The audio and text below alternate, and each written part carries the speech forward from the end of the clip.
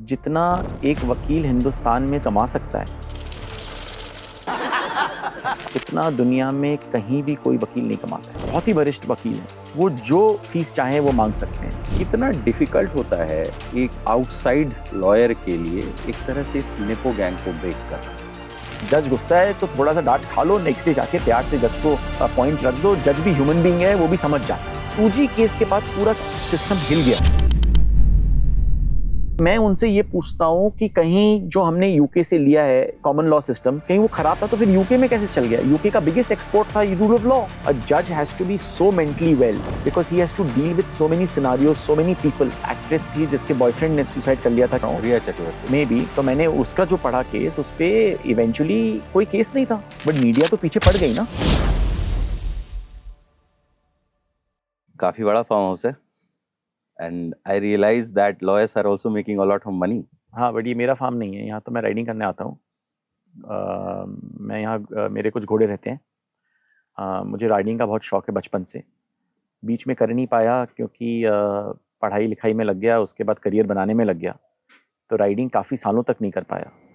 एक बार थोड़ा वकालत चल गई और थोड़ा स्टेबल हो गया, तो फिर जो पुराने बचपन के शौक होते हैं फिर मौका मिल जाता है उनको वापस परस्यू करने का। तो मैंने लास्ट ईयर राइडिंग वापस चालू की और जोर शोर से इस पे लग गया। We will get into serious things later, but I just want to know कि सुप्रीम कोर्ट में, हाई कोर्ट में जो अच्छे लॉयर होते हैं, how much money do they make? देखिए, जो हिंदुस्तान में जो लॉयर्स हैं, वेरियस स्पेशलिटीज़ है लोगों की। हिंदुस्तान एक ऐसा कंट्री है, और मैं सब कहीं काम किया हुआ हूँ। मैं अमेरिका में भी थोड़े दिन काम किया था, लंदन में भी काम किया हूँ, सिंगापुर में भी काम किया हुआ हूँ। लंदन में काम किया था एक अमेरिकन कंपनी के लिए, अमेरिका में नहीं, बट एक अमेरिकन लॉ फर्म के लिए। तो मैंने वकीलों को सारे दुनिया में देखा है। जितना एक वकील हिंदुस्तान में सक्सेसफुल वकील कमा सकता है उतना दुनिया में कहीं भी कोई वकील नहीं कमाता है। ऐसा क्यों है? ऐसा है क्योंकि जो काउंसिल होता है, सीनियर एडवोकेट होता है, और जिसकी प्रैक्टिस चल जाती है, और जो रोज सुप्रीम कोर्ट हो कि हाई कोर्ट हो कि कोई स्पेशलाइज्ड ट्राइब्यूनल हो, उसमें अपेयर होता है, तो उसका इतना डिमांड होता है। और हमारी कंट्री इतनी ग्रो कर रही है कि सीनियर काउंसिल्स की बहुत ज़रूरत है जो केस पेश कर पाए जज के सामने सही तरीके से। तो ऐसा क्यों है कि कुछ ही स्पेशलिस्ट हैं? देखिए, अब वो माहौल बदल रहा है। पहले कुछ ही स्पेशलिस्ट थे, अब बहुत स्पेशलिस्ट आ रहे हैं। और हिंदुस्तान जिस तरह से ग्रो कर रहा है उस तरह से वकीलों की भी संख्या बढ़ रही है, तो बहुत जल्दी बहुत कंपटीशन बढ़ जाएगा। और ये लिटिगेंट के लिए ठीक रहेगा क्योंकि उससे प्राइसेस डाउन होंगे। बट हाँ, कुछ जो बहुत ही वरिष्ठ वकील हैं, जो कई सालों से प्रैक्टिस कर रहे हैं और सीनियर एडवोकेट रह चुके हैं, वो जो फीस चाहे वो मांग सकते हैं। और लाइन लगी है लोगों की उनको एंगेज करने के लिए। ऐसा दुनिया में कहीं और नहीं है। लंदन में नहीं है। लंदन का जो सबसे बड़ा वकील होगा, काउंसिल होगा, जो कोर्ट जाता है, वो तो कुछ नहीं कमाता है compare to what a top counsel in Supreme Court. वहां पे कितना कमाते होंगे और यहाँ कितना कमाते होंगे?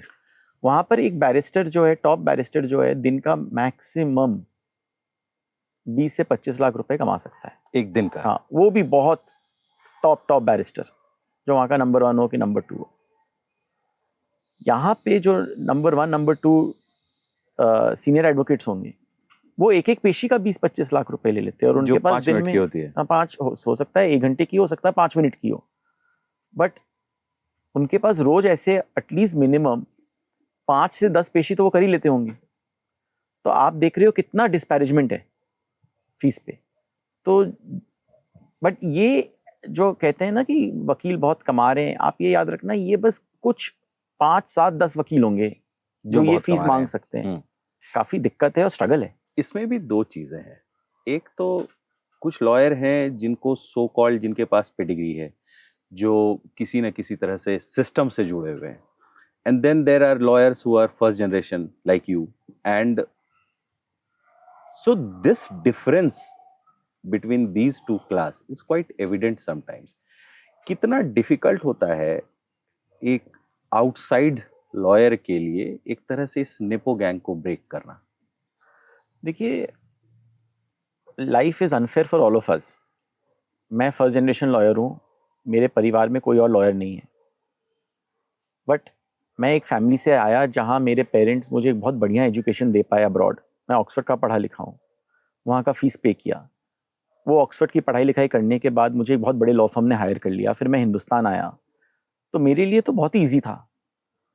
तो कहना कि मैं फर्स्ट जनरेशन लॉयर नहीं हूँ, मैं भी एक तरह से फिर नेपो किड हूँ ना, क्योंकि मेरे परिवार ने मुझे अच्छा एजुकेशन दिया, सब तरह की सुविधाएं दी। तो मैं अपने को कभी नहीं मानता कि मैं एक फर्स्ट जनरेशन लॉयर हूँ, ऑल्दो मेरा लॉ के साथ मेरे परिवार का कुछ लेना देना नहीं है। बट ये एक वे है देखने का। बट जो आपने उठाया है मुद्दा, उसमें ऐसा है कि बहुत यंग लॉयर्स हैं जो आते हैं एवरी ईयर, और उनको लगता है कि जो जज के बच्चे हैं, कि जो बड़े बड़े सीनियर एडवोकेट्स के बच्चे हैं, उनको बहुत इजी एक्सेस मिल जाता है सिस्टम में। और जो नहीं है और जिनका कोई कनेक्शन नहीं है दिल्ली से, नहीं तो जहाँ भी वो प्रैक्टिस कर रहे हैं, उनको अपना जगह बनाने के लिए बहुत मेहनत करना पड़ता है। आप देखो ना, एक सिंपल बात देखो, आज आप कहीं एक कोई बहुत वरिष्ठ जज के, नहीं तो सीनियर एडवोकेट के बेटे हो गए और आपको इंटर्नशिप चाहिए, तो एक कॉल पे कोई भी आपको इंटर्नशिप दे देगा। बड़े से बड़ा लॉयर, बड़ा से बड़ा लॉयर बोलेगा, भाई आजा, तू तो मेरे बेटे की तरह है, कभी भी काम कर लो, ये सब बातें। बट एक व्यक्ति जो लेट्स से कोई विलेज से आया है, नहीं तो कोई बी सिटी से आया है, जिसका कोई लेना देना नहीं है, जो किसी को यहाँ जानता नहीं है, वो अपना सीवी भेजता रहेगा और लोग बोलेंगे अभी जगह नहीं है, अभी कुछ दिन बाद, मैं तो इंटर्नशिप्स नहीं कर रहा हूँ। तो उनके लिए बहुत मुश्किल होता है even to get an internship. काफ़ी यंग लॉयर्स जो आते हैं, उन कोर्ट में ना क्या होता है, कभी कभी जज आपको लोकल कमिश्नर बना सकता है, कि कभी कभी कोई प्रॉब्लम है, एक लोकल कमिश्नर अपॉइंट करें, तो वो सब सोचते हैं कि हमें बना दे जज, हमें बना दे। अब वो जज साहब उनको नहीं जानता, ये जज साहब को नहीं जानते। काफ़ी लोगों को लगता है कि जो जानते हैं उनका बन जाते हैं, और क्योंकि वो डिस्क्रिशनरी हो तो कोई भी कोई को बना दे। तो ये सब बातें बहुत आ जाती हैं। बट मैं आपको बताऊं, I was fortunate to practise in Delhi high court when I came to India. और दिल्ली हाई कोर्ट का एक यूनिकनेस है कि यहाँ पे ना पूरे हिंदुस्तान से लोग आते हैं। तो यहाँ पे कोई दिल्ली वाला नहीं है और कोई दिल्ली के बाहर वाला नहीं। यहाँ पे when you make a mark, you make a mark. आप मेहनत करोगे, क्लाइंट होंगे आपके पास, तो बहुत जल्दी आपको कोर्ट रिस्पेक्ट देगा, समाज रिस्पेक्ट देगा, और वकील आपको रिस्पेक्ट देंगे और आपको प्रमोट भी करेंगे। तो ये एक बहुत अच्छी जगह है फर्स्ट जनरेशन लॉयर के लिए प्रैक्टिस करने। So here I have 2 questions. You have beautifully described कि क्या होता है वहां पर। पहला सवाल ये है कि अब जो बाहर से लॉयर आया है, जो आउटसाइडर है और जो सिस्टम का पार्ट नहीं है, do they feel difficulty in getting the right kind of justice? That is one, because एक सिस्टम है, सब एक दूसरे को जानते हैं, डिस्कस कर सकते हैं चीज़ों को ऑफ द रिकॉर्ड भी। और दूसरा कि अगर बाहर से कोई आता है लॉयर और दिल्ली में अपनी जगह बनाना चाहता है, तो what is the ideal way of doing it? देखिए, एक तो लॉयर बाहर से आए कि दिल्ली का लॉयर हो, आप ये याद रखिएगा कि आजकल हमारा पूरा समाज बदल गया है, जुडिशरी बदल गई है। आजकल सोशल मीडिया में, प्रिंट मीडिया में और हर मीडिया में इतनी स्क्रूटनी है कि no court can afford to give an erratic and an irrational order. Is that so? और वो कहीं देते हैं तो हमारा सिस्टम इतना सॉलिड है कि हायर अपील में जो डिवीजन बेंच होगा कि फिर सुप्रीम कोर्ट होगा, वो उस ऑर्डर पे जरूर इंटरफेयर करेगा। Scrutiny over the justice system has increased rapidly. हर जजमेंट, हर ऑर्डर पे चर्चा होती है। आजकल तो यहाँ तक हो गया है कि जज साहब ने क्या कोर्ट में ऑफ द कफ कमेंट दे दिया, उसको लेके हल्ला मच जाता है जब उसका कोई तात्पर्य नहीं है, वो छप जाता है। आज जब विवाद हो रहा है कोर्ट में, तो एक जज के माइंड में कुछ आया, उसने कोई क्वेश्चन पूछ लिया, तो उसका मतलब नहीं कि जज has reach that conclusion, but उसको लेके वो कर देते हैं। जज ने वकील को कुछ कह दिया तो उस बेचारे वकील को दिखा देते हैं कि उसको डांट पड़ रही है कोर्ट में। तो इतनी स्क्रूटनी हो गई है कि मुझे नहीं लगता कि आज की तारीख में कोई जुडिशरी में कोई ऐसे इरेटिक ऑर्डर्स दे सकता है। और मैंने तो लास्ट 10-15 साल में जुडिशरी को चेंज होते हुए देख लिया। मुझे तो लग रहा है कि मोर एंड मोर स्क्रूटनी बढ़ रही है और मोर एंड मोर एक स्टैंडर्ड आ रहा है ऑर्डर्स में, कि आपको मालूम है कि कहीं आपका नहीं बनता है तो बहुत मुश्किल है वो ऑर्डर लेना। आज सबसे अच्छा माहौल है एक फर्स्ट जनरेशन लॉयर के लिए। हमारे chief justice first generation lawyer हैं, उनकी पूरी स्टोरी जब अब जो प्रेस में आई है और जो हम पढ़ते हैं, कितनी इंस्पिरेशनल है कि वो भी एक गांव से उठ के आए, पहले डिस्ट्रिक्ट कोर्ट में प्रैक्टिस किए, फिर डिस्ट्रिक्ट कोर्ट के लोगों ने उनको सपोर्ट किया और कहा नहीं आप हाई कोर्ट जाओ। फिर वो हाई कोर्ट गए और वहां से आज वो चीफ जस्टिस ऑफ इंडिया बने, और चीफ जस्टिस ऑफ इंडिया 1 महीने 2 महीने 6 महीने के लिए chief justice of India more than a year. So and he is so well liked. So I think that it's a great opportunity and a great time for first generation lawyers. नहीं, जैसे पहले कहते थे कि litigations डाल के नाम बनता है, ऐसी चीज़ों पर हमने लिटिगेशन डाली जिसके बारे में कोई बात नहीं कर रहा था, तो इस तरह की कोई चीज़ होती है? सर ऐसा है ना कि क्या हुआ है, और ये मेरा एक पर्सनल ओपिनियन है, हो सकता है मैं गलत हूँ, बट मैं कहना चाहता हूँ कि आजकल ना सबको लग गया है कि हमें सोशल मीडिया में अपने को प्रोमिनेंट करना है। तो एक तरह से हल्ला मच गया है कि हम कुछ ऐसा कुछ फाइल करें, कि ऐसा कुछ बोलें कि कोई पिकअप कर ले और फिर उसको पब्लिश करे, कि वो मीडिया में चले, जिससे मेरा नाम बढ़े। मुझे वैसी वकालत पसंद नहीं है, मैं वैसी वकालत कोशिश नहीं करता हूँ। मुझे लगता है कि एक वकील को कभी भी अपने केस के बारे में डिस्कस नहीं करना चाहिए आउटसाइड कोर्ट। कहीं वो आपका केस है और आप लड़े हो तो आप लड़ो, आप उसको करो, बट उसके बाद कोर्ट के बाहर आके उस केस पे टिप्पणी मत करो। ये मेरा अपना ओन पर्सनल ओपिनियन। दूसरा मेरा ओपिनियन है कि ये मीडियाबाजी करके एक वकील अपने को फेमस नहीं कर सकता, वो अपने को इनफेमस कर सकता है। मेरे हिसाब से कोर्ट में आपका जैसा प्रदर्शन होगा वो लोग देखते हैं, वो जजमेंट जो आता है उसमें लोग आपके आर्ग्यूमेंट्स पढ़ते हैं, समझते हैं, बात फैलती है और आपको और काम मिलता है। तो मेरा मान्यता ये है कि जितना कम पब्लिसिटी एक वकील अपना कर पाए, कि ऐसी ऐसी चीजें कोर्ट में जस्ट बोलने के लिए बोले कि जिससे हल्ला मचे, ये चीज हमें नहीं करनी चाहिए। टेल मी वन थिंग, जैसे हमारा जजेस का सिस्टम है, जस्टिस का सिस्टम है, जहाँ भी मजिस्ट्रेट्स हैं, जो कॉलेजियम सिस्टम है, ये काफ़ी क्लोज नेट ग्रुप है। What I am trying to say here कि कुछ एक फैमिलीज हैं जिनका डोमिनेंस है वहाँ पर, तो क्या ऐसे में चांसेस हैं कि जस्टिस इम्पैक्ट हो?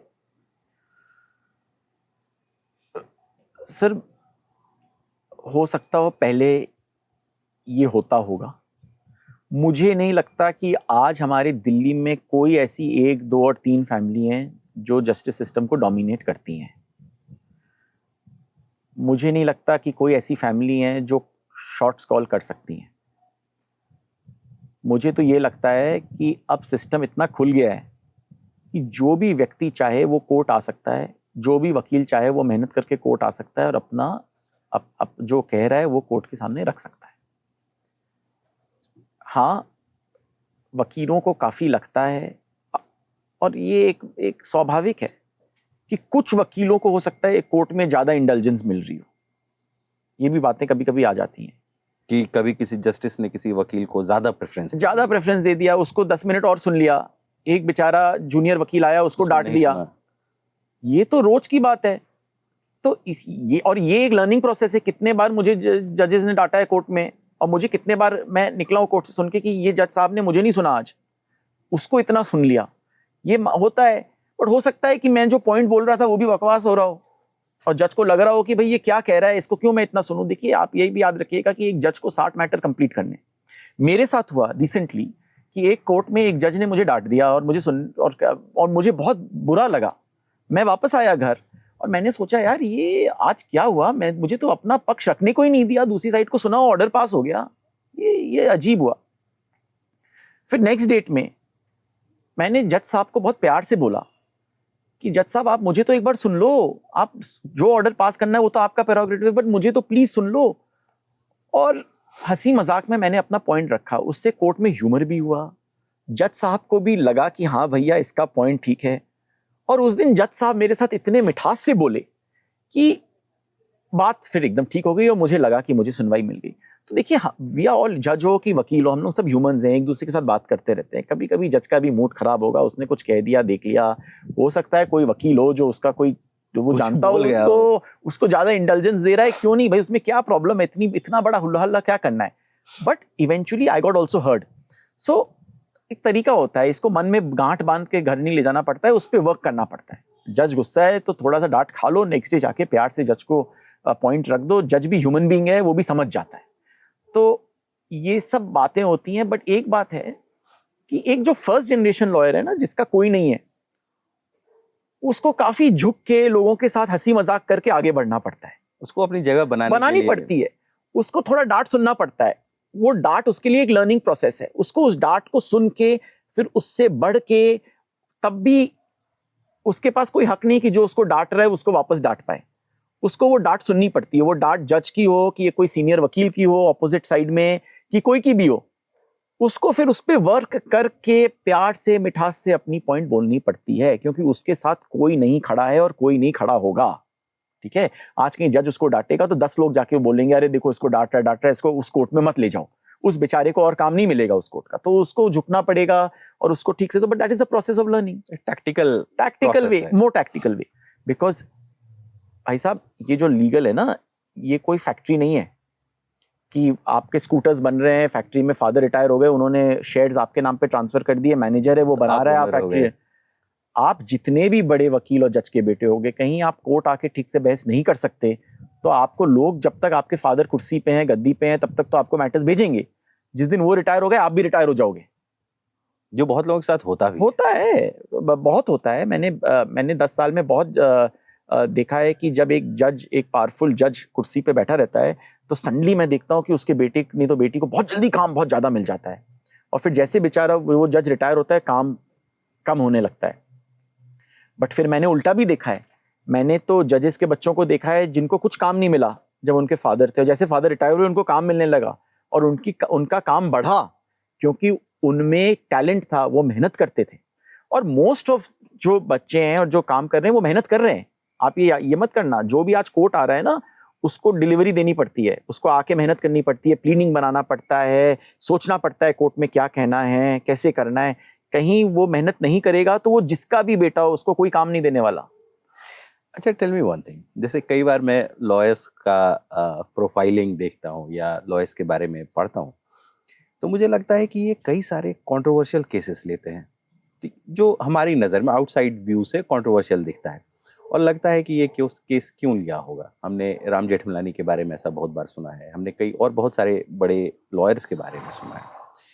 What is more important at that time for that lawyer, कि एक केस जिससे रिमार्केबल जजमेंट वो हासिल करके एक नाम बना सकते हैं, या जो सही लग रहा है सोशल पर्सपेक्टिव से, क्या चुनते हैं वो? देखिए ऐसा है, एक लॉयर को अलाउड नहीं है कि वो अपने क्लाइंटों को चुने।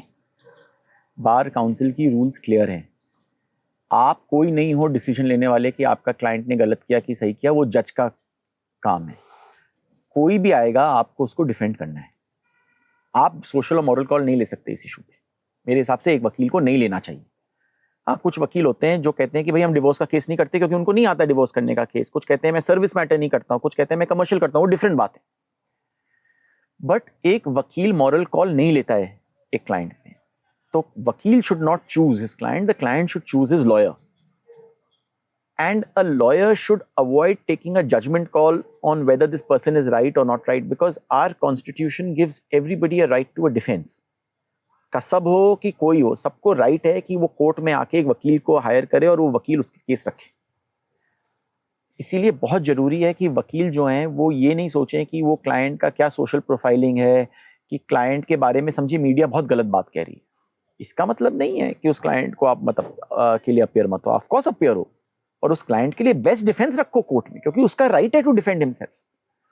सो मेरे हिसाब से वकीलों को तो इस लाइन पे सोचना ही नहीं चाहिए कि हम ये केस लें कि वो केस लें।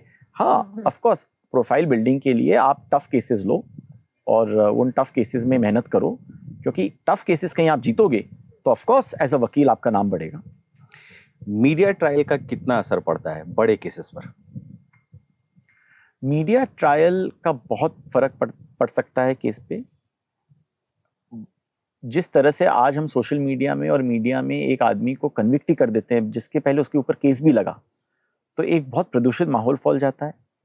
फिर क्या होता है कि देखिए हम जो भी बोलें उसका इम्पैक्ट पड़ता है। जिस आज एक बंदे को जिसको बेल मिल जानी चाहिए 1 महीने में, वो फिर 1 साल तक जूझता रहता है, क्योंकि पब्लिक परसेप्शन अगेंस्ट हो जाती है। कोर्ट भी स्लो हो जाता है सोचने में कि बेल दें कि नहीं दें। लेट्स बी वेरी फ्रैंक, जब मीडिया घुस जाती है और मीडिया एक आदमी के पीछे पड़ जाती है तो उसको बहुत सहना पड़ता है। अब वो कितने केसेस हुए हैं, अब आप बताओ। वो एक एक्ट्रेस थी जिसके हस्बैंड, जिसके बॉयफ्रेंड ने सॉरी कमिट सुसाइड कर लिया था, कि जिसके फ्रेंड ने कमिट सुसाइड कर लिया था, मैं नाम भूल रहा हूँ, रिया चक्रवर्ती मे बी। तो मैंने उसका जो पढ़ा केस, उस पे इवेंचुअली कोई केस नहीं था, बट मीडिया तो पीछे पड़ गई ना, और and that lady had to spend time in prison, और बेल मिलते मिलते, और मैं जानता नहीं हूं ना, मैं इस केस से एसोसिएटेड हूं, मैं तो जो भी प्रेस में देख रहा हूं, तो इसका बहुत असर पड़ जाता है। तो मीडिया और इसका और भी असर पड़ने लगा है। इंक्रीजिंगली आई एम नोटिसिंग कि सोशल मीडिया में ऐसी ऐसी बातें आ जाती हैं, ऐसी ऐसी चीजें लोग लिख लेते हैं जो कंप्लीटली रॉन्ग है, जिसका ना सर है ना जिसका ना पैर है। आजकल तो ऐसा माहौल हो गया है कि जज बेचारा कुछ कोर्ट में, ओपन कोर्ट में कोई व्यू दे दे तो उसको लेके लोग हल्ला मचा देते हैं कि उसने ये बोल दिया, उसने ये बोल दिया है, उसके मन में ये बात है, उसके मन में वो बात है। अभी रिसेंटली जब चीफ जस्टिस ने कोई एक कमेंट किया था, कोई रोहिंग्या केस चल रहा था शायद, उस पे वो तो कोई जजमेंट नहीं था, कुछ नहीं था, एक कोई कमेंट दिया ओपन कोर्ट में, उसका ना कोई सर था ना पैर था, वो कोई बातचीत चलती, उसको लेके बवाल मचा दिया, सोशल मीडिया में हल्ला मचा दिया। ये कंप्लीटली रॉन्ग है। इसमें थोड़ी कोई कि वो जज कुछ कह रहा है कोई कम्युनिटी के अगेंस्ट, कि कह रहा है कि रेफ्यूजीज इंडिया में, वो तो ऐसी एक कमेंट था, वो सोच रहा था अपने मन में। एक जज डिसीजन लेने के समय उसके मन में 10 बातें आएंगी, वो सोचेगा, वो लोगों के बातों को सुनेगा, फिर मैंने वकीलों की बातों को सुनेगा, पढ़ेगा क्या लिखा है प्लीडिंग में, फिर डिसाइड करेगा केस। उस समय के ऑफ द कफ कोई असर्शन दे रहा है, उसको सोशल मीडिया एक मीडिया ट्रायल बना दे, तो आप बताओ कितना आप एक प्रदूषित कर देते हो माहौल को, तो ऑफकोर्स उसका इम्पैक्ट पड़ता है। जब ये बात हो रही है कि आज पिछले 10 साल में मीडिया स्क्रूटनी बढ़ गई, 10 साल में बहुत सारे वेबसाइट्स आ गए जो specially dedicated to what happens in courts, हाँ, उन सब के बारे में बात करते हैं, जजेस के कमेंट के बारे में बात करते हैं। इसके पहले तक तो ये नहीं था। इसके पहले तक जुडिशरी एक आइलैंड की तरह बिहेव करती थी, जहां पर आउटसाइडर पर्सपेक्टिव लोगों को पता ही नहीं होता था अनलेस अनटिल कि वो जजमेंट पब्लिक व्यू में आ जाए। Isn't this a good thing? it has its great advantages. The fact that today there is a bit of a media scrutiny is very important, because every judge has to think 3 times before saying anything. He has to, and because today we have a virtual court also, तो आपको तो मालूम है YouTube में भी आ जाता है और लोग रिकॉर्ड भी कर लेते हैं जब वो वेबएक्स में चलता है कोर्ट हियरिंग।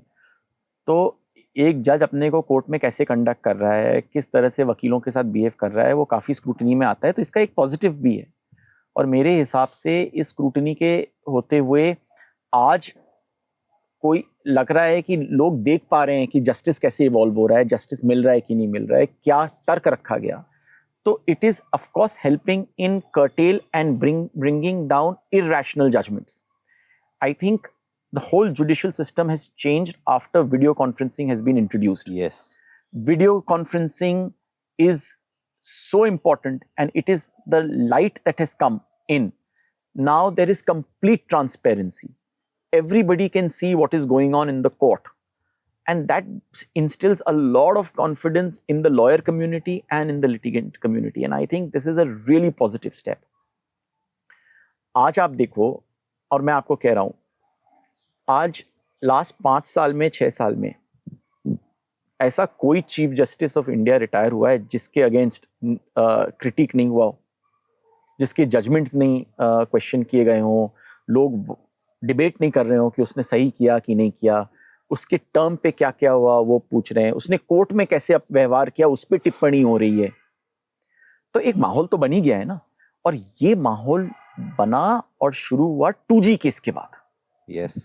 2G केस तक हिंदुस्तान के बिजनेसमैन सोचते थे कि, और लगता था कि जो जुडिशरी है वो जजमेंट देगा, फिर वो जजमेंट एग्जीक्यूशन पे जाएगा, वो समय लगेगा, ये लगेगा। आई थिंक 2G केस के बाद पूरा सिस्टम हिल गया और लोगों को लगा कि इतने बड़े बड़े लोगों को ट्रायल फेस करना पड़ेगा। इवेंचुअली सब अक्विट हुए, सब। और that shows also that how good our justice system is, क्योंकि it was a Supreme Court monitored trial. कोई लोगों को लगता है कि 2G केस में बहुत हार्श थे लोग, पब्लिक सेंटिमेंट भी अगेंस्ट थी, कि कोर्ट बहुत हार्श था, कि court supreme court specially was very harsh, but if you just step back and look at it, I think the 2G case was a turning point in our judicial, the way India saw its system of justice.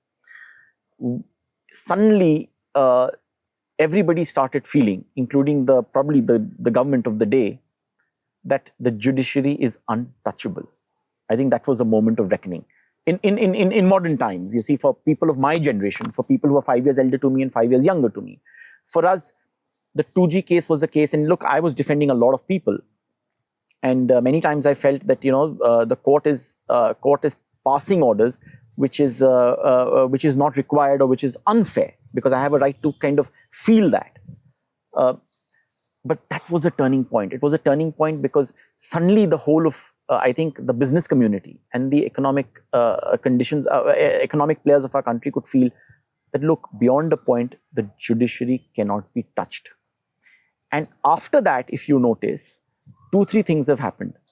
Business houses have started having specialized legal cells for their own, to see that the compliances are done, to ensure that they are taking the right step, to ensure that they are not getting into a trap of doing something wrong also. Because you see, very big business houses don't monitor small things, right? But now there is a monitoring. Media awareness has grown.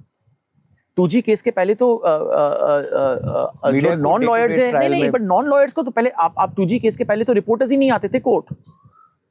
कहाँ आते थे? एक कोई legal correspondent होता होगा, कोई newspaper का, एक दो जो शाम को आया, देखा और देखा. बट अब आप देखो कितनी स्क्रूटनी बढ़ गई है. अब आप देखो कितने लोग आ गए. ये सारा 2G के बाद हुआ है. उसके बाद लोगों को लगने लगा कि नहीं, हमें कोर्ट और जस्टिस सिस्टम को सीरियसली लेना है. अब ऑफ कोर्स वो 2G जजमेंट सही था कि गलत था, उस पर काफी टिप्पणी है, मेरे भी ओन व्यूज हैं.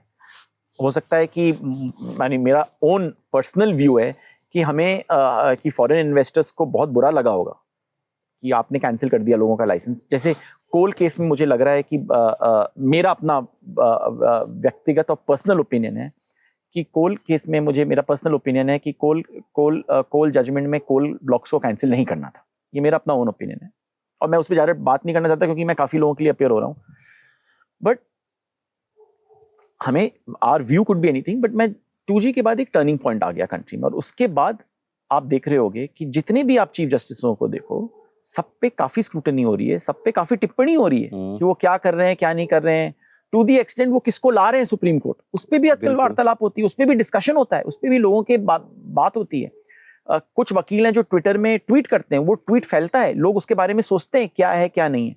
सो आई थिंक इस मीडिया रिस्पॉन्स का एक पॉजिटिव भी है और एक नेगेटिव भी है कि नेगेटिव में मेनी टाइम्स लिटिगेंट बेचारा मर जाता है क्योंकि उसके बारे में इतना बैड वो स्प्रेड कर देते हैं, उसका चांस ही खत्म हो जाता है. No, I completely agree with both the points. लेकिन ये भी बात है कि जुडिशरी अनटच्ड रहे या ना रहे, like this a whole different debate कि कितना रहना चाहिए, कितना नहीं रहना चाहिए. I am coming back to the point of we see, जैसे अभी डॉग वाले केस में कि वर्डिक्ट बदल गया, थोड़े ही दिन में वर्डिक्ट बदल गया, पब्लिक ओपिनियन आया. क्या ये जस्टिस सिस्टम में फ्लॉ बताता है और this is actually an advantage? भाई ये बहुत ही डिफिकल्ट क्वेश्चन है और डॉग वाले केस में तो मैं कुछ बोलना नहीं चाहता क्योंकि डॉग वाले केस में एक्स बोलो तो डांट पड़ेगी, वाई बोलो तो डांट पड़ेगी. तो ये डॉग वाले केस का तो आप उदाहरण मत लो. मैं तो इस डॉग वाले केस से दूर रहता हूँ क्योंकि इसमें हर व्यक्ति का एक डिफरेंट व्यू है. हर व्यक्ति के पास कोई कुत्ते चाहता है, कोई नहीं चाहता है. ये बहुत ही कॉम्प्लिकेटेड है. मुझे नहीं लगता इससे ज्यादा और कंट्रोवर्शियल केस है. ठीक है, तो ये डॉग वाला केस डिवाइडिंग. आपने जो क्वेश्चन पूछा है, डॉग वाला केस बहुत डिवाइडिंग केस है. इस पे क्या सही है क्या गलत है मुझे तो नहीं मालूम भाई, और ना मैं इस पे सोचना भी चाहता हूं दूर दूर से. बट आपने एक बहुत इंपॉर्टेंट क्वेश्चन पूछा है. एक फीलिंग आ रही है हमारे लॉयर कम्युनिटी में, एटलीस्ट मेरे में आ रही है और मेरे काफी दोस्तों में भी हम ये चर्चा करते हैं. सुप्रीम कोर्ट ने कहीं एक निर्णय दे दिया तो वो निर्णय है, उसे हमें रिस्पेक्ट करना पड़ेगा, उसे हमें कंप्लाई करना पड़ेगा. इंक्रीजिंगली हम देख रहे हैं कि सुप्रीम कोर्ट एक निर्णय देता है और कुछ दिन बाद ही वो निर्णय पलट जाता है. This creates huge amount of uncertainty. अब इसका एक बहुत नेगेटिव इम्पैक्ट है। आज अब लोगों को लगने लगा है कि सुप्रीम कोर्ट ने डिसीजन दे दिया तो दे दिया, बट कोई वे होगा उसको वापस पलटने का, मतलब वो फाइनल नहीं है। और ये एक डेंजरस ट्रेंड है, और ये लास्ट 3-4 साल में प्रोमिनेंट हो रहा है। इस पे एक सुप्रीम कोर्ट के सिटिंग जज ने टिप्पणी भी की ओपन कोर्ट में रिसेंटली। बट अब हमें ना, अब जैसे फॉर एग्जांपल एक सुप्रीम कोर्ट जजमेंट आ गया, आपने रिव्यू फाइल किया, कोई मुझसे पूछता है एज अ वकील, और मैंने सुप्रीम कोर्ट में काफी साल प्रैक्टिस किया है, कि सर रिव्यू में क्या चांसेस होते हैं, तो मैं तो हंस के आदमी को बोलता हूँ ट्राई भी मत कर। रिव्यू में एक रिव्यू 1 लाख में नोटिस होता है, और उस पे भी 0% चांस, और उस पे भी आपको एक बहुत हाई थ्रेशोल्ड जाना पड़ता है। आप ये नहीं कह सकते कि जजमेंट गलत है, आपको कहना पड़ता है कि एक ऐसा एरर आ गया जो अपैरेंट है on the face of it. अब तो लोग ऐसे रिव्यू फाइल करने लगे हैं, और ये क्रिएट किया एक सिचुएशन जहां लोग कहते हैं कि ये वकील क्या कह रहे हैं, इसको कोई आइडिया नहीं है, रिव्यू तो बनता है, रिव्यू तो होना चाहिए। आजकल तो एक माहौल अब बन गया है कि हर केस में रिव्यू लगा दो, केस में रिव्यू लगा दो। इससे पेंडेंसी बढ़ रही है लिटिगेशन की। लिटिगेंट्स में एक अनरियल होप भी आ रहा है, क्योंकि मैं आपको बता दूं रिव्यू में कोई चांसेस होते नहीं है, बहुत कम होते हैं। और मेरे हिसाब से वो जो सिचुएशन था पहले 5-6 साल पहले, जहां सुप्रीम कोर्ट ने एक निर्णय दे दिया, तो वो निर्णय अच्छा हो कि गलत हो, हमें उसके साथ रहना पड़ता है। हाँ, हमारे संविधान में और जुडिशियल सिस्टम में सिस्टम है कि वो question of law can then be referred to a larger bench, and that larger bench can make a decision. But एक केस एक बार डिसाइड हो गया तो वो डिसाइड हो गया। अब हमें supreme court is right because it is final, and we have to live by that. That brings me to a follow-up question of this thing कि इतने केसेस पेंडिंग हैं, अब उसमें रिव्यू और जुड़ गया, कई केसेस लोअर कोर्ट से सुप्रीम कोर्ट तक पहुंचते पहुंचते कई साल गुजर जाते हैं। डू यू थिंक कि ये पूरा सिस्टम इस तरह से डिजाइन हो गया है कि common person is getting more distant from justice, और if not justice may be the final verdict? Sir मुझे नहीं लगता कि क्योंकि हमारे कोर्ट सिस्टम में डिले है इसीलिए कॉमन पीपल कोर्ट से डिसयुनाइटेड हो गया। मुझे लग रहा है कि लास्ट 5-6 साल में कॉमन लोगों को लगने लगा है कि सब जो व्यक्ति है वो कोर्ट जा सकता है। आप एक केस को बहुत समय लगता है खत्म होने में, सिविल सूट्स की बात कर रहे हैं, बट हमारे कोर्ट में आपको एक इंट्रीम ऑर्डर मिल सकता है बीच में आपको प्रोटेक्ट करने के लिए। तो फॉर एग्जांपल कहीं कोई बाहुबली आके आपका घर तोड़ रहा है इलीगली, तो आप कोर्ट में जाके एक इंट्रीम ले सकते हो कि उसको रोको, उसको तोड़ने मत दो घर। सो मेरे हिसाब से ये एक जुडिशियल पेंडेंसी को लेके जो एक पहले का सिस्टम था वो अब थोड़ा कम हो रहा है। आप देखो अकाउंटेबिलिटी बढ़ रही है। आज बिजनेसमैन काफी चिंतित हैं कि ऐसा कुछ गलत ना हो जिससे कल उनको कोर्ट में एंड अप हो जाना चाहिए। आज मैंने तो माहौल बदलते हुए देखा है जहां लास्ट 5-6 साल में हर बिजनेस हाउस कोशिश कर रहा है कि जितने भी केसेस हैं उसको मीडिएशन करके खत्म करो, सेटलमेंट करके खत्म करो। क्यों? क्योंकि वो जान रहा है कि इवेंचुअली कोर्ट सिस्टम स्ट्रिक्ट हो रहा है, और आप चीजों को डिले करके कहीं आपका नहीं बनता तो नहीं बनता, आप नहीं बियॉन्ड अ पॉइंट चीजों को डिले कर सकते हो। पहले होता था कि चलो केस चल रहा है वो देखेंगे 10 साल बाद जब क्लियर होगा, बट अब लोगों को लग रहा है नहीं 10 साल में नहीं, जल्दी हो जाएगा केस, और जिस दिन होगा उस दिन इंटरेस्ट के साथ पैसे वापस करने पड़ेंगे। तो भैया अभी जो बनते हैं कुछ दे के खत्म करो इस केस को, उसको टांग के मत रखो। लोग कोशिश कर रहे हैं केसेस को खत्म करने की। हाँ, बट एक बात है, हमारे कंट्री में जो प्रॉपर्टी डिस्प्यूट्स होते हैं वो सालों साल चलते हैं और उसका कोई सोल्यूशन आज तक कोई निकाल नहीं पाया। वो चलते रहते हैं। और क्यों चलते हैं? वो चलते हैं क्योंकि वो फिर विटनेस नहीं आते हैं, कोर्ट में बैकलॉग है। मेनी टाइम्स जो लोग केस फाइल कर रहे हैं वो नहीं चाहते अपना केस परस्यू करने के लिए। ये भी एक प्रॉब्लम है। और ये बहुत इंपॉर्टेंट पॉइंट है आपने, जैसे प्रॉपर्टी डिस्प्यूट्स या लैंड डिस्प्यूट, इन सब पर 50-50 साल से केस चल रहे, 40 साल से केस चल रहे हैं, उसका कोई रिजोल्यूशन नहीं होता है। बट ऐसा यूएस में नहीं है, यूके में नहीं है, यहाँ क्यों है? यहाँ भी नहीं होना चाहिए। यहाँ है क्योंकि हमारे हर कोर्ट के पास बहुत बैकलॉग है केसेस का। जब एक केस में ट्रायल खत्म होता है उस पर ही 5-6-10 साल लग जाते हैं जब तक विटनेस की एविडेंस हो। उसके बाद वो केस आता है सुनवाई के लिए, सुनवाई के केसेस का लिस्ट इतना लंबा और चौड़ा है कि, और इतने न्यू केसेस तब तक आ जाते हैं कि हमारे कोर्ट्स कम हैं और केसेस ज्यादा हैं। आज आप हर हाई कोर्ट को देखो और देखो क्या वैकेंसीज हैं, अस्टॉनिशिंग है कितनी वैकेंसीज हैं। और वर्क डेज, और नहीं वर्क, हाँ अब मैं वर्क डेज पे आता हूँ। वर्क डेज पे देखिए, जैसे मैंने आपको बिगिनिंग ऑफ द कॉन्वर्सेशन में कहा, जितना बर्नआउट जजेस और वकीलों को होता है उतना कोई और प्रोफेशन में होता है कि नहीं होता है। डॉक्टर्स के ऑफकोर्स प्रोफेशन में होता होगा, बट वकीलों के डेली रूटीन में बहुत बर्नआउट है। आप सुबह से लगे रहते हो, कोर्ट जाना पड़ता है, कॉन्फ्रेंस अटेंड करना पड़ता है, शाम में मीटिंग्स है, ये हैं वो हैं, फिर नेक्स्ट डे के लिए प्रिपेयर करना पड़ता है। कि वकील के ओन मेंटल वेलबींग के लिए और जज के मेंटल वेलबींग के लिए जरूरी है कि हॉलीडेज होना चाहिए। इतना, जब इतने सारे केसेस पेंडिंग है। हाँ, इस पे ऑफ कोर्स काफ़ी चर्चा हो रहा है, और मेरे हिसाब से इसके होते हुए अब मैंने एक नया ट्रेंड देखा है, अब आपने भी देखा होगा कि हम वेकेशन कोर्ट्स होने लगे हैं। वेकेशन में भी 3-3, 4-4 कोर्ट्स बैठ रहे थे सुप्रीम कोर्ट पे। दिल्ली हाई कोर्ट ने अभी एक रेजोल्यूशन पास किया है, फुल कमेटी कोर्ट ने, कि हर सेकंड सैटरडे बैठेंगे। But sir, Monday to Friday जितना काम मेहनत होती है, और एक एक जज को आपने कभी लंदन में, आप जो लंदन की बात कर रहे हो और अमेरिका की बात कर रहे हो, आप कोई कोर्ट में गए हो जहां एक जज के पास 60-70 केस एक दिन में लिस्ट होते हैं? नहीं। तो आप एक जज को एक्सपेक्ट कर रहे हो कि वो रोज के 60 केसेस सुने, उस पर ऑर्डर्स दे, फिर केस के बाद वो जाके वो ऑर्डर्स को करेक्ट करे, फिर वो करेक्ट साइन करके उसको अपलोड करे, फिर नेक्स्ट डे के 60 केसेस के पढ़े कि क्या है क्या नहीं है, फिर वो करे।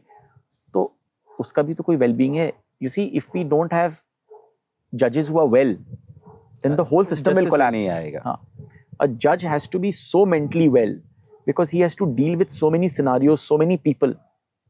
When he's sitting there, all kinds of lawyers are appearing before him, all kinds of arguments are being heard. उसको सबको सुनना भी पड़ता है, उसको अपना बोर्ड भी खत्म करना पड़ता है। तो आप समझो कि उस पर कितना प्रेशर होता है एक जज पे। प्लस फिर आप टिप्पणी कर रहे हो क्योंकि आज सब वीसी है, तो उस बेचारे जज ने कुछ कह दिया तो उसको लेके आप बवाल मचा दोगे। तो आप समझो, तो बहुत जरूरी है कि हम हॉलीडे सिस्टम को ज़्यादा इंटरफेयर नहीं करें।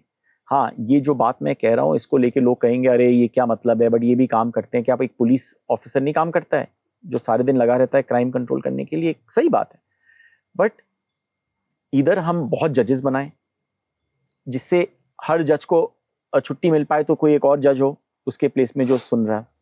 बट हमारे कंट्री में इतने कम जजेस हैं कि ये सिस्टम भी नहीं हो सकता। सो आई थिंक सोल्यूशन, ये छुट्टी नहीं, सोल्यूशन है कि हमें अपनी जजेस की मात्रा बढ़ानी होगी। Increase the number of courts also, courts and जजेस। तो आप एक बहुत बड़ा डिफरेंस देखोगे पूरे जुडिशियल सिस्टम। और ये क्यों नहीं हो रहा है? जब ये प्रॉब्लम मालूम है तो ये क्यों नहीं हो रहा है? तो ये सरकार को बजट एलोकेट करना पड़ेगा और पार्लियामेंट को एक्ट लाना होगा कि हर साल इतने जजेस अपॉइंट होने ही होने।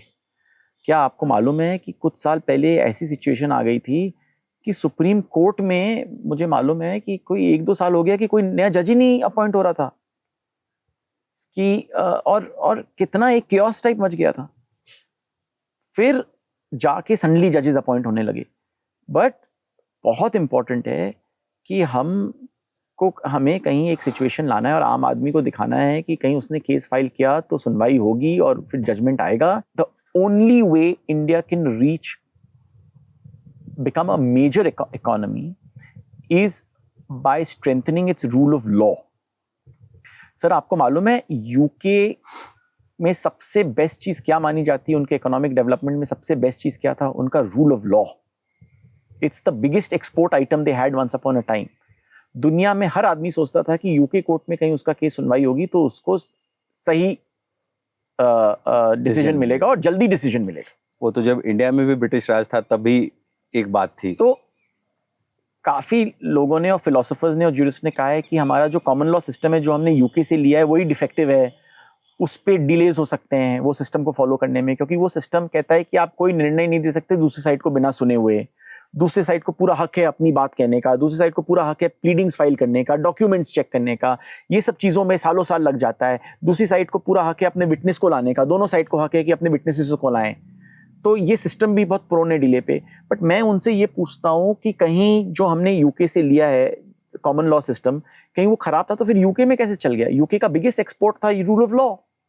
सबको लगता था वहां जाओ, वहां जज केसेस सुनवाओ तो जल्दी डिसीजन आ जाएगा। आज भी बड़े बड़े कमर्शियल डिस्प्यूट्स जो हैं उसमें जो लंदन का जुरिसडिक्शन है, क्योंकि सबको लंदन जुडिशरी पे बहुत फेथ है और लंदन जुडिशियल सिस्टम पे फेथ है कि एक केस जल्दी खत्म होगा। हम क्यों नहीं ये क्रिएट कर सकते? ऑफ कोर्स हम क्रिएट कर सकते हैं। हमारे पास जो जुडिशियल माइंड्स हैं, जो जजेस हैं और जो लॉ स्कूल्स आ गए हैं, जो जो जो जुडिशियली ट्रेंड लोग निकल रहे हैं, बहुत अच्छे जुडिशियली ट्रेंड लोग निकल रहे हैं, तो हम क्यों नहीं कर सकते हैं? बस हमें बजट चाहिए। Can opposition lawyers be bought? जहां मैं प्रैक्टिस करता हूँ, हाई कोर्ट में हो कि सुप्रीम कोर्ट में हो, वहां मैंने आज तक कोई सिचुएशन नहीं देखा जहां मुझे लगा कि कोई लॉयर कैन बी बॉट। मैं आपको खुल के कह रहा हूं सर, आप एक बात समझो, आज ये जो हम माहौल बना के रखे हैं ना कि लॉयर भी करप्ट है, कभी कभी जुडिशरी में भी करप्शन है, ये बातें, ये इतना एग्जैजरेटेड है कि मैं आपको नहीं कह सकता। आप एक बात बताओ, आज कहीं ऑपोजिशन लॉयर अपने क्लाइंट से बेमानी करेगा तो उसको कौन हायर करेगा? एक लॉयर को काम कैसे मिलता है? मेहनत करके अपने क्लाइंट का केस जिता के फिर उसके पास बाकी लोग आते हैं कि भाई ये वकील है, इसने ये केस बहुत अच्छे से आर्ग्यू किया और ये जीता, तो अब इसको और काम मिलना चाहिए, नहीं तो हम इसके पास जाएंगे।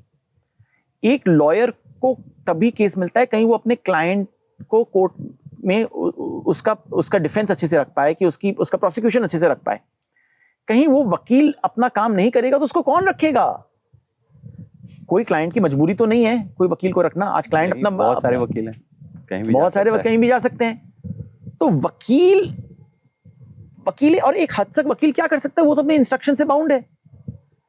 हाँ, एपिसोड्स आते हैं जहां वकील ने कभी कभी कोर्ट में कुछ कह दिया जो उसके क्लाइंट ने उसको इंस्ट्रक्ट नहीं किया था, उस पर बार काउंसिल कार्रवाई करती है। कहीं ऐसा कोई क्वेश्चन आया तो कोर्ट उस वकील की बात को नहीं मानता है, वो ऑर्डर को रद्द कर देता है many times. But that's far in few cases. I don't think so. We are a system where lawyers can be bought out. This is completely rubbish. I also feel that this whole argument about judiciary being corrupt is too much. मैं तो देखता हूं कि जब एक आदमी जीत जाता है तो वो कहता है वो जुडिशरी बहुत फेयर थी, वो हार जाएगा तो फिर वो आदमी कहेगा कि भैया जुडिशरी करप्ट थी। ये सब बातें हैं, बट मुझे नहीं लगता। मुझे लगता है ये सब बहुत ज्यादा एग्जैजरेटेड है। ऑफ कोर्स मैं नहीं कह रहा हूं कि रामराज चल रहा है, मैं नहीं कह रहा हूं कि ये रामराज चल रहा है और nothing is amiss. Yes, there are issues, there are serious issues of corruption, but not to the extent that it is being made out. I think it's just disproportionate amount of chatter about it. Thank you so much Abhimanyu, आपने समय दिया हमारे budget बट्टू podcast limitless के लिए। Thank you. हम फिर कभी दोबारा मिलेंगे Thanks. और भी डिस्कशन। Thank you.